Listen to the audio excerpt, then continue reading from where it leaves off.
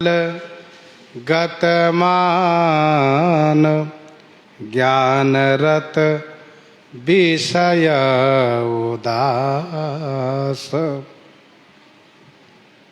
पूनो माने पूर्णिमा, तिथि की पूर्णता होती है। पूर्णिमा को चंद्रमा पूर्ण कला से उदित होते हैं। तो पूर्णिमा तिथि का मतलब ये हुआ कि प्रेम भक्ति ही परिपूर्ण है। प्रेम भक्ति ही परिपूर्ण है और हरि रस रूप है। इस बात को दास जानते हैं, समझते हैं। हरि रस जाने ही दास। सम शीतल, सम माने सबके प्रति समभाव हो, शीतलता हो। गत मान, मान माने अभिमान से गत माने रहित हो। और ज्ञान रत, ज्ञान रत माने ज्ञान में पारायण हो। यहाँ ज्ञान का मतलब सरस ज्ञान, प्रेमा भक्ति से युक्त हो। विषय उदास, विषय से उदास हो।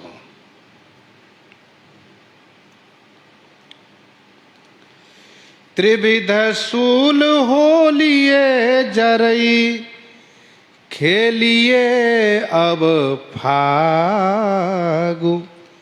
जो जिए चाहसी परम सुख, तो यही मार्ग लागू, तो यही मार्ग लागू। त्रिविध सूल हो लिए जरई। त्रिविध सूल, तीन प्रकार के सूल, जन्म जरा मरण, दैहिक दैविक भौतिक, दैहिक दैविक भौतिक। ये तीन प्रकार के जो सूल है, इसको होलिये के समान, होलिका के समान जला डालो। देखो, होलिका जलाना चाहिए थी श्री प्रहलाद जी को, पर जल गई स्वयं। वैसे ही ये त्रिविध सूल जलाना चाहती है मनुष्यों को, तो भक्त को चाहिए कि उन त्रिविध सूल को ही जला दे। मन तह जहाँ रघुबर वैदेही, बिनु मन तन दुख सुख सुधि के ही।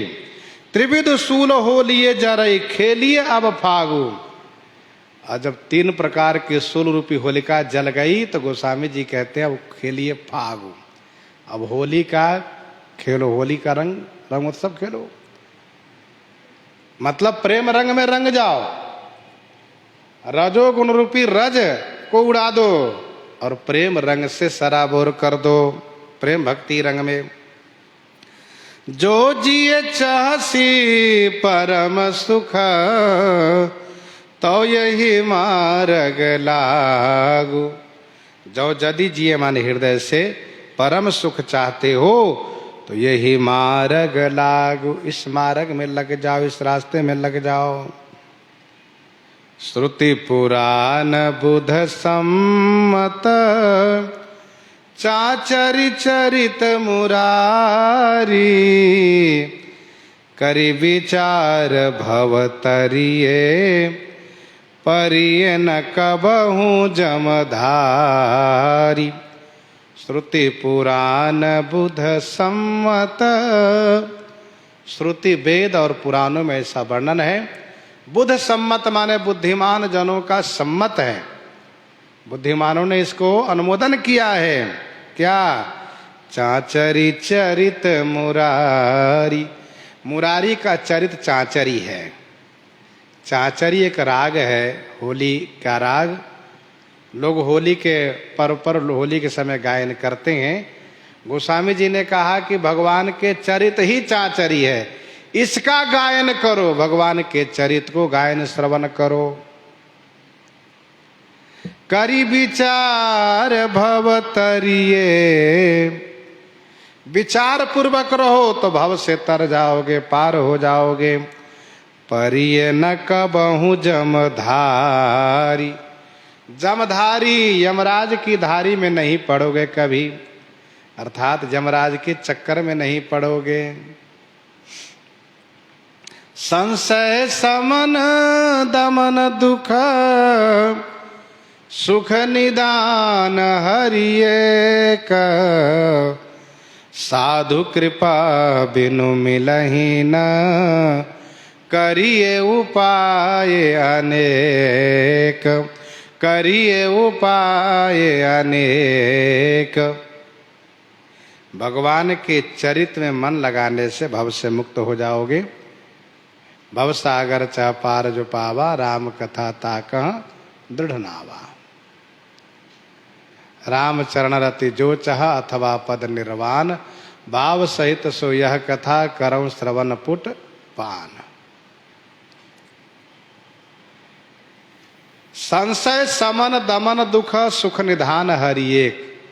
संशय को समन करने वाले, संशय को नाश करने वाले, दुख को दमन करने वाले, दुख को अंत करने वाले, सुख के निधान, सुख के केंद्र हरि एक, एकमात्र श्री हरि हैं।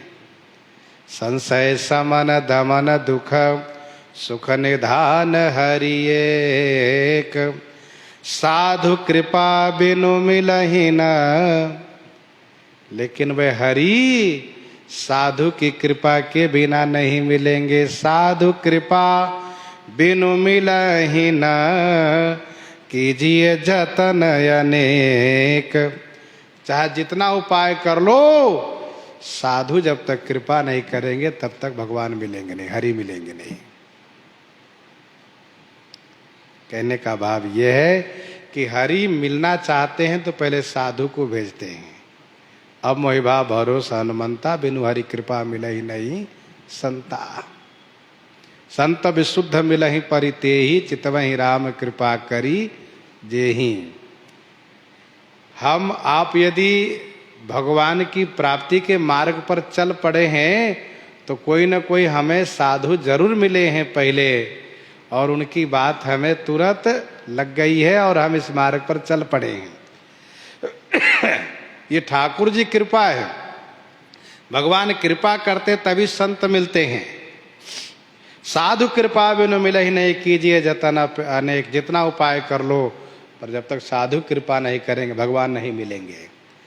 हनुमान जी महाराज पूरी रात श्री सीता जी को ढूंढ करके थक गए। श्री सीता जी की प्राप्ति नहीं हुई और साधु विभीषण की कृपा हो गई तो श्री सीता जी की प्राप्ति तत्क्षण हो गई। विभीषण जी महाराज जीवन भर भक्ति भजन करते रह गए, भगवान से नहीं मिल पाए।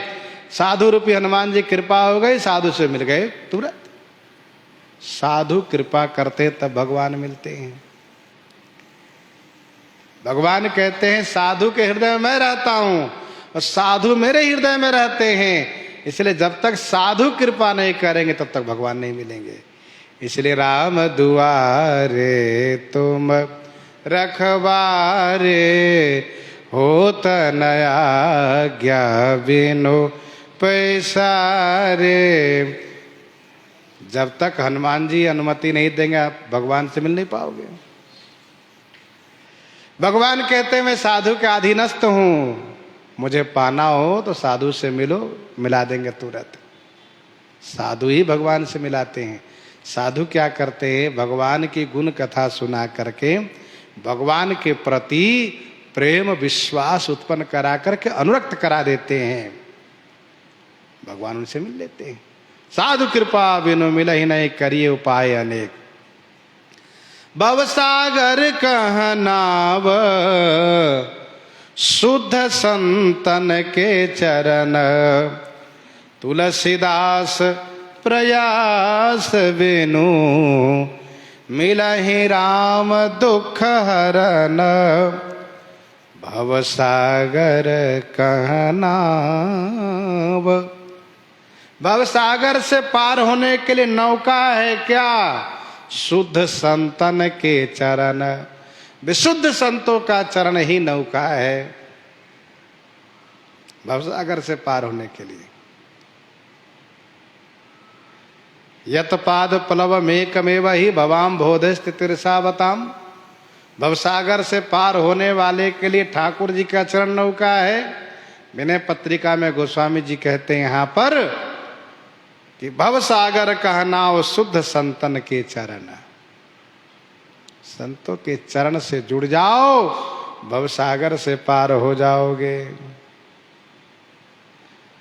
शुद्ध संतन, शुद्ध संत वही हैं जो हमेशा भजन पारायण हैं, भगवान में अनुरक्त हैं। ऐसे शुद्ध संत जिनमें संतत्व आ गया है, जिनमें पूर्ण रूप से शांति आ गई है, जो स्वयं भगवान को प्राप्त कर चुके, वही भगवान से मिला सकते हैं।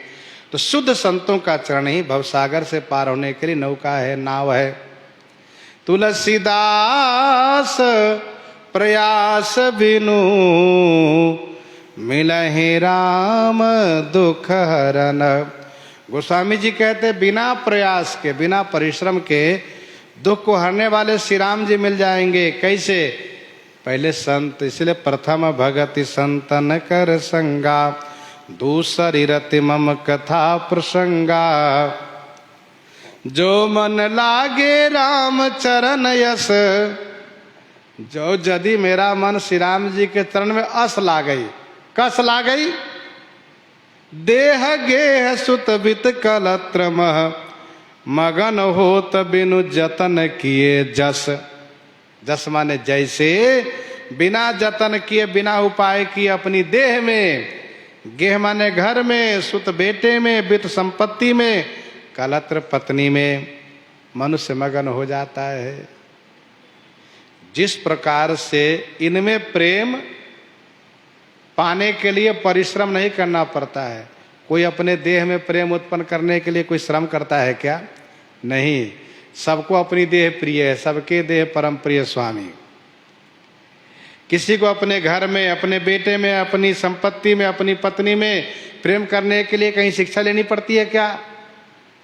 कहीं अध्ययन अध्यापन करना पड़ता है? कहीं कुछ नहीं, स्वाभाविक रूप से प्रेम होता है। वैसे गोस्वामी जी कहते श्री राम चरण में ऐसे प्रेम हो जाए।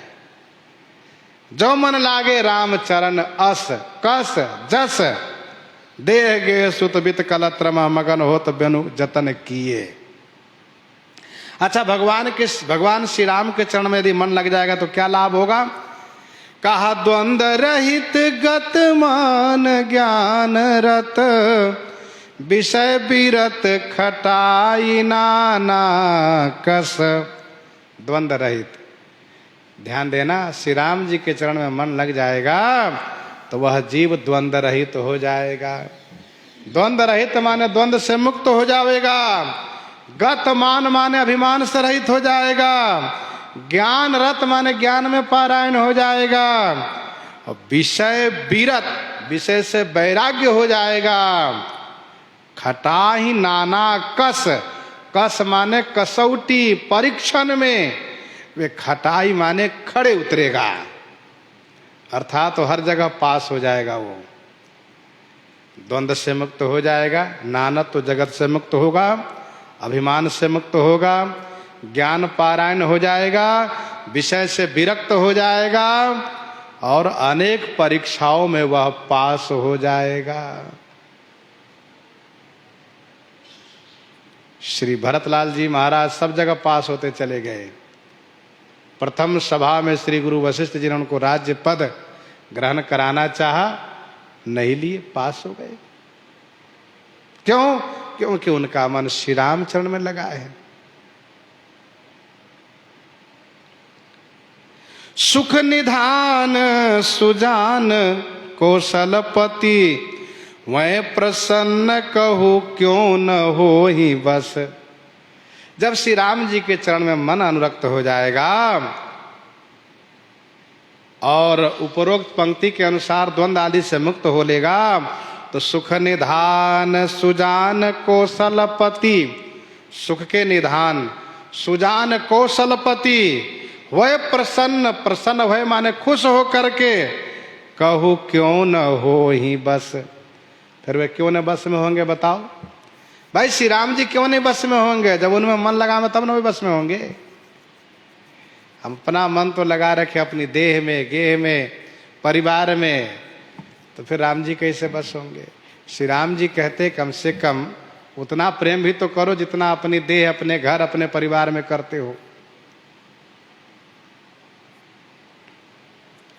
सर्वभूत हित निर्व्यली कचित, भक्ति प्रेम दृढ़ नेम एक रस।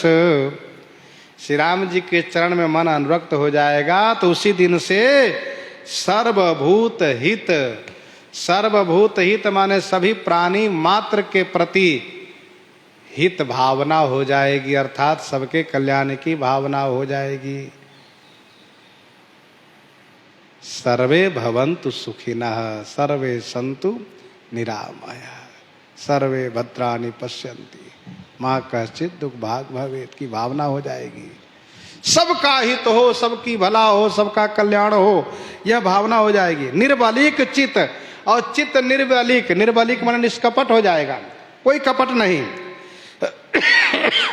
भक्ति प्रेम दृढ़ नेम एक रस, भक्ति प्रेम दृढ़ नेम एक रस हो जाएंगे। प्रेम भक्ति और सुदृढ़ नेम सब एक रस हो जाएंगे। गोस्वामी जी कहते हैं तुलसीदास यह होई तब ही जब द्रवईस जेहि हतो शीस दस। गोस्वामी जी कहते हैं तब होगा, कब होगा? जब 10 सिर को मारने वाले ईश श्री राम जी द्रवित हो जाएं। तुलसीदास यह होई तब ही जब द्रवई ईश, अर्थात कृपा साध्य है, साधन साध्य नहीं है। इस प्रकार से गोस्वामी जी वर्णन कर रहे हैं। इन्हीं के साथ आज सीताराम सीताराम सीताराम सीताराम।